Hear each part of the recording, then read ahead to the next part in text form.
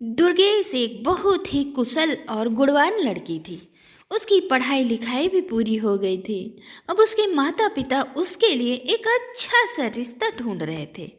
फिर ऐसे ही एक दिन दुर्गेश के लिए एक बहुत ही अच्छे घर से रिश्ता आता है।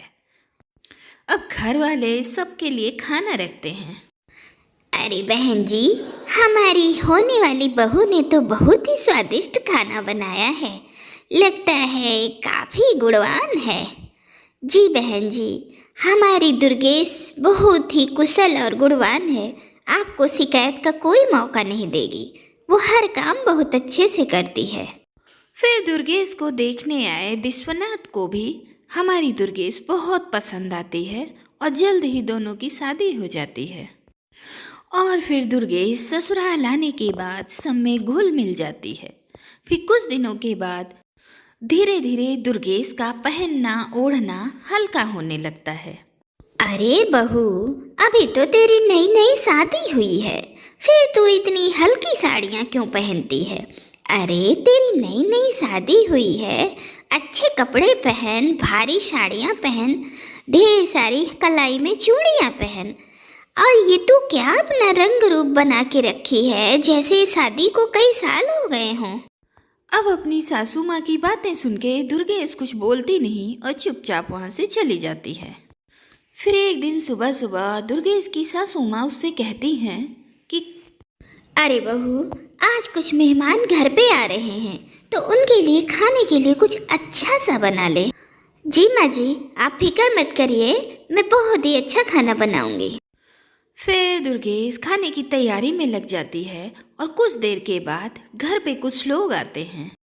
अरे भाई सुमित्रा, बहू क्या रसोई में खाना ही बनाती रह जाएगी कि खिलाएगी भी?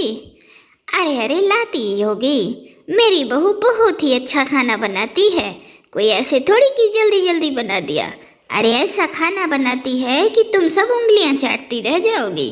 अब सुमित्रा की मेहमानों के साथ आपस में बातें चल ही रही थी कि इतने में बहू दुर्गेश सबके लिए सूप लेकर आती है और सबको सूप परोसती भी है। और सब सूप पीते ही सबका मुंह बन जाता है और सब ने एक एक चम्मच सूप पीकर बाउल रख दिया। अरे भाई सुमित्रा, तुम तो बहुत ही तारीफ कर रही थी अपनी बहू की, लेकिन ये सूप तो ऐसा बनाई है जैसे पानी मिला दिया हो सब्जियों में। अब सास सुमित्रा को भी समझ में नहीं आता कि ऐसा क्या हो गया कि बहू दुर्गेश ने ऐसा सूप बना दिया। अरे वो नई नई है ना, इसलिए ऐसा हो गया। अरे पर खाना खाओगी ना, तब पता चलेगा कि मेरी बहू के हाथों में क्या जादू है। फिर कुछ ही देर में दुर्गेश टेबल पर लाकर खाना रख देती है। बस दो तीन चीजें लाकर रख देती है, दाल रोटी रायता। अब सुमित्रा यह देखकर चौंक जाती है, लेकिन मेहमानों के सामने वह अपनी बहू से कुछ कहती नहीं है। फिर मेहमानों के जाने के बाद अरे आज तो तूने मेरी नाक ही कटवा दी थी, मैं कभी नहीं भूलूंगी। जब मैंने तुझको 15 दिन पहले से ही बता दिया था कि मेहमान आने वाले हैं, तो तूने ध्यान क्यों नहीं रखा? अरे बहू, जब हम घर आए थे तेरे, तो तूने तो बहुत अच्छा खाना बनाया था। क्या वो किसी और ने बनाया था? माँ जी, वो मैंने। अब सुमित्रा अपनी बहू की पूरी बात सुनती ही नहीं और बहुत ज़्यादा गुस्सा हो जाती है। दरअसल दुर्गेश ने अपने पति विश्वनाथ से कुछ सामान लाने के लिए कहा था, पर वो लाया नहीं। ऐसा दुर्गेश के साथ पहली बार नहीं हुआ था, अक्सर उसके साथ ऐसा ही होता था। लेकिन वह घर में नई नहीं थी और किसी से कुछ कहती नहीं थी। फिर शाम को जब बेटा विश्वनाथ घर पे आता है तो दुर्गेश की सासू माँ अपने बेटे से उसकी बुराई करती हैं। बेटा विश्वनाथ, आज इस दुर्गेश ने मेरी बहुत बेइज्जती कराई है। मैंने इसको पहले ही बता दिया था कि घर पे मेहमान आने वाले हैं, लेकिन फिर भी इसने सिर्फ दाल रोटी में ही उनको निपटा दिया। अरे क्या यही सीख कर आई है ये मायके से?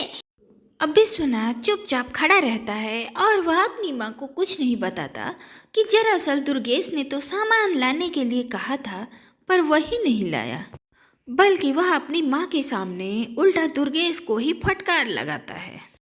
दुर्गेश, क्या तुमसे इतना सा भी काम नहीं होता? जब मम्मी ने बता दिया था कि मेहमानों के लिए क्या क्या बनाना है, फिर तुमने बनाया क्यों नहीं? क्या तुम इस घर को अपना नहीं मानती? अगर नहीं मानती तो चली जाओ अपने घर। अब ये सब सुनकर पत्नी दुर्गेश सन्न रह जाती है।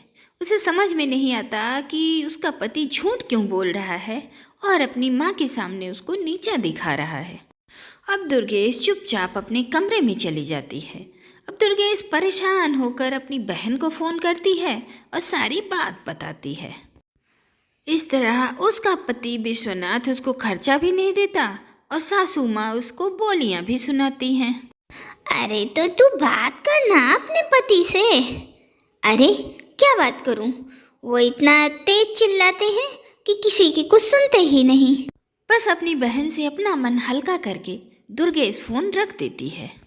फिर एक दिन शाम को उसकी सासू माँ कहती हैं, अरे सुनो दुर्गेश, आज सबके लिए खाने में तहरी बना लो। बहुत दिन से भारी भारी खाना हो रहा है। पर माँ जी, तहरी के लिए तो चावल है ही नहीं। क्या चावल नहीं है? अरे क्यों नहीं है चावल? अभी पिछले हफ्ते ही तो तुम सारा राशन का सामान लाई हो। माँ जी, वो खिचड़ी के चावल में सिर्फ 100 ग्राम लाई थी।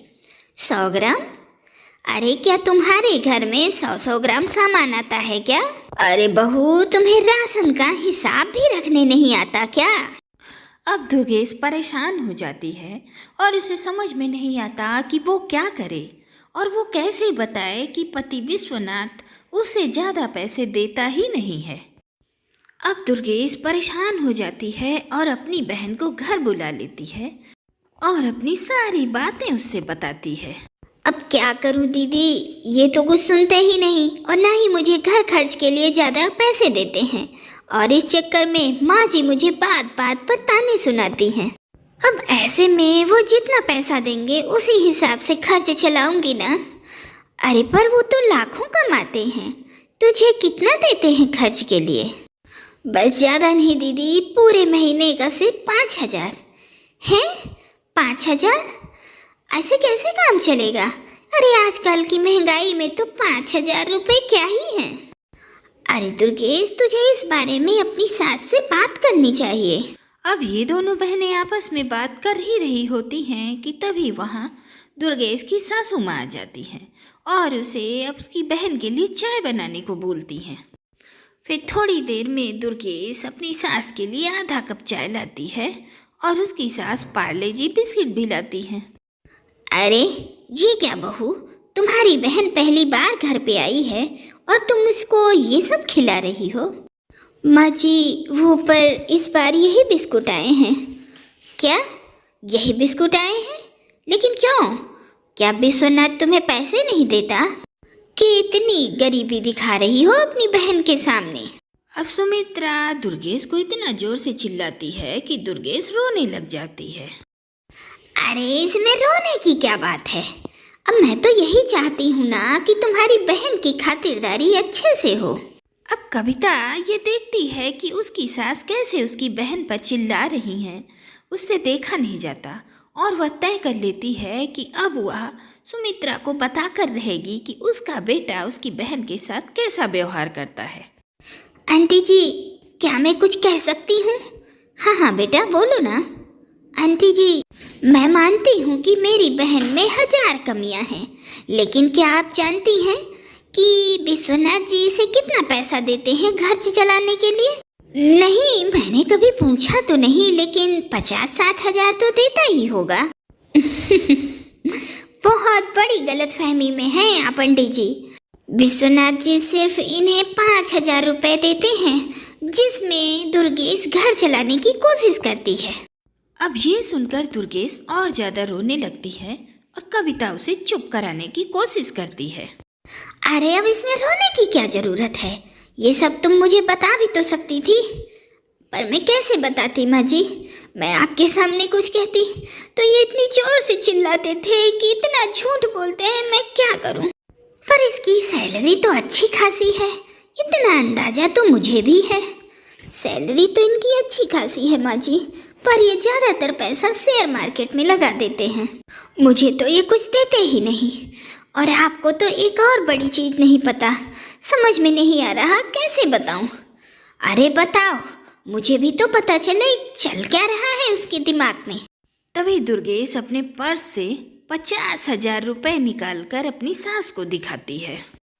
अरे पर ये क्या, तूने इतने पैसे पर्स में क्यों रखे हैं? आंटी, मैं ये पैसे लेकर आई हूँ दुर्गेश को देने के लिए, बच्चों की फीस भरने के लिए। आंटी जी, कई सालों से बच्चों की फीस के पैसे मम्मी पापा ही देते रहे हैं, विश्वनाथ जी नहीं देते बच्चों की फीस के पैसे। अब ये सब सुनकर सुमित्रा शर्म से पानी पानी हो जाती है। उसे तो ये पता ही नहीं होता कि उसका बेटा उसकी बहू के साथ कैसा व्यवहार करता है। बस बेटा, अब तूने मुझे सब कुछ बता दिया है ना, अब तुझे कोई परेशानी नहीं होगी। अब इसको तो सबक मैं सिखाऊंगी। अब दुर्गेश की सास को ये समझ में आ जाता है कि क्यों कभी सब्जी में पानी ज़्यादा हो जाता है और क्यों राशन जल्दी ख़त्म हो जाता है और क्यों बहू 100 ग्राम चावल लाती है।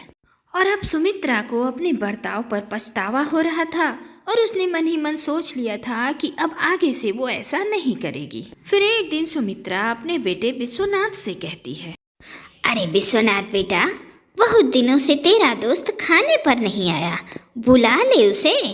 हाँ माँ, आप ठीक कहती हो। आप दुर्गेश से कहना कि वो कुछ अच्छा सा खाना बनाए। हाँ हाँ जरूर बेटा। अब सुमित्रा ने मन ही मन सोच रखा था कि वह बहू को उतने में ही एडजस्ट करने को बोलेगी जितना पैसा विश्वनाथ ने उसे दे रखा था। अब सुमित्रा अपने बेटे को सबक सिखाना चाहती थी। अब शाम को विश्वनाथ के 4-5 दोस्त आते हैं। अब सुमित्रा और दुर्गेश दोस्तों के सामने सिर्फ पुलाव लाकर रख देते हैं। अब ये देखकर विश्वनाथ का मुंह बन जाता है। फिर सभी दोस्तों के जाने के बाद विश्वनाथ उन दोनों पर बहुत चिल्लाता है।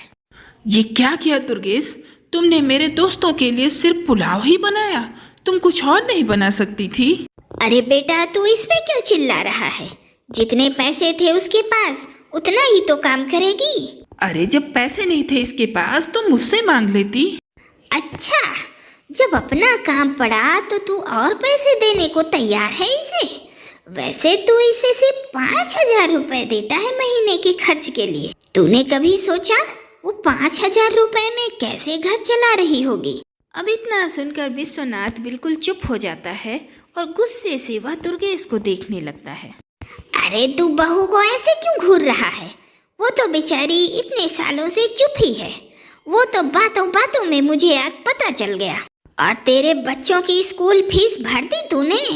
वो नहीं माँ, अभी नहीं। अच्छा, कितनी फीस है वैसे? अब विश्वनाथ इस बात का भी जवाब नहीं दे पाता। अरे तुझे कैसे पता होगा? बच्चों की फीस तो उसके नाना नानी भर रहे हैं कई सालों से। अरे तूने तो मेरी नाक कटवा दी बेटा। आज से, बल्कि अभी से तू बहू को 50,000 रुपए देगा हर महीने और फीस अलग से भरेगा। अब ये सुनकर विश्वनाथ शर्म से पानी पानी हो जाता है और उसके सर से शेयर मार्केट में पैसा लगाकर डबल करने का भूत सर से उतर जाता है।